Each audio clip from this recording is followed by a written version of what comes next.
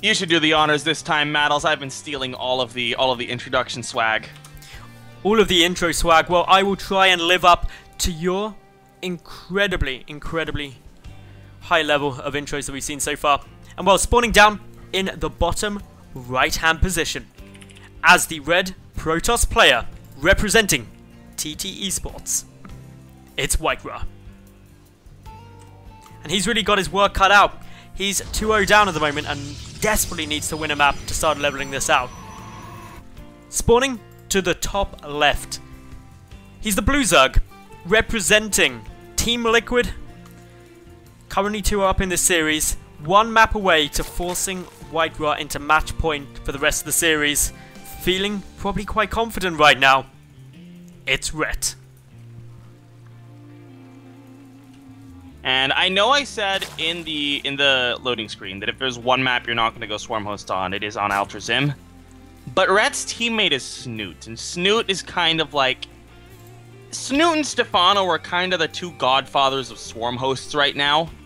And Snoot goes Swarm Host on Altrazim. So being Rhett's teammate, I wouldn't count it out completely, but it's not a very good map for Swarm Hosts, objectively speaking. It's worth noting as well that I actually cast another game from Stefano, the other godfather of Swarm Hosts, on Altrazim, where he was up against Patience and went Swarm Host. So oh man, I remember that game. I saw that on stream. That game was hilarious, especially the way it ended. It was like an hour and 50 minutes, crazy times. Anyway, WhiteRa is getting a nice early scout down. Am I the only one thinks that with the stronger color mod, probes kind of look like roosters in red? A little bit. I hadn't thought of that. I thought I thought they looked a little bit like observers, which is kind of annoying. But apart from they don't fly. But have you ever seen an observer when it's EMP'd and doesn't have cloak on? No. Is it like hideously ugly? No, it just kind of looks like what the probes look like right now. And what's really hideously ugly is when the EMP disables the cloak of the DT. That just looks weird. DT's forever meant to be cloaked for a reason. Yeah. Anyway, Rhett at the moment opening a tad more safe. He did get his hatch before pull, but not doing anything super greedy like hatch pull that we saw last game. Meanwhile, WhiteRa, he is playing it pretty greedy. He went for that Nexus first opening. Being in cross spawns though, he should be pretty safe from that. WhiteRa's being really annoying. He's pylon blocking the third base of Rhett, and this is not something we really see all too often anymore.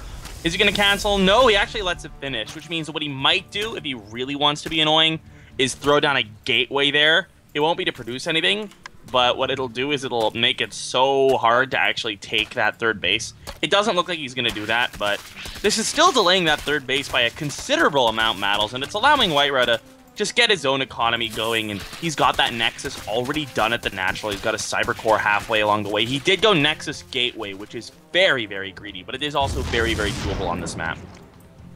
So the third base now coming up as the pylon is taken down. But what this has allowed by delaying that is that WhiteRa is now going to be on equal basis with Rhett for actually quite a long time, and that's fairly good news for him. It's going to allow him to get a solid economy. But the big decision WhiteRa is going to have is what kind of tech and what kind of build is he going for. In the previous two maps, he has gone quite a similar route, at least initially. Game 1, we did see WhiteRa try and get out those Colossi a bit quicker, but game number 3, he's going to be mixing it up, dropping down a Stargate. I like this a lot. The map is gigantic, very, very hard to traverse, but you know, Phoenixes and Oracles are both pretty fast units, so they can close the distance to the opponent's base, get some good harassment done as well. And what I'd like to see is for WhiteRa to actually throw down 3 more gateways and go for some 4-gate pressure along with the Stargate. It's a heavy committal, but it can do a lot of damage against a greedy player, and Rhett is known for his droning. So I would kind of like to see that. There's no probe on the other side of the map, so there's no pylon just yet.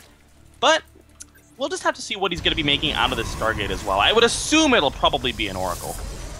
Well, we're keeping close eye, and it's going to be some Phoenix. So cool. Phoenix, I would argue, have a bit more long-term usage than an Oracle. An Oracle can come in and harass early, but by the mid-game, unless a Zerg player is being very greedy and not opting to get a Spore or 2 after seeing it, more often than not, it's going to fizzle out and only really be useful for the Envision. You know, I actually really like this. And the reason why is because we talked about earlier how swarm hosts are not they're not as viable on this map as on other maps. But you know what's very viable on this map? Mutalisks. And yeah, because the map is so huge, generally if you're going Muta versus Protoss, you want to get 10 gases. You want to get up to 10 gases. That's when you have the magic number. You can get so many mutas, so many corruptors, you can do whatever you want and kind of just win. But if you go Phoenixes, you can kind of shut that down pretty well. And Phoenixes are obviously the counter to mutas. So I really like that WhiteRa's going for this build.